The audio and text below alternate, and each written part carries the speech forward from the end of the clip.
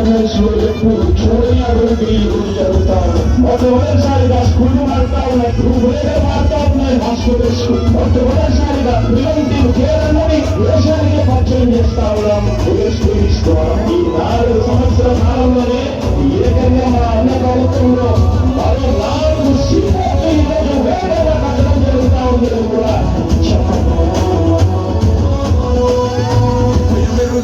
పేరుకు హడలు అసలంచబోడు ఎవడికి మెడలు ఆయన ఎదురుగా కొడుతున్నది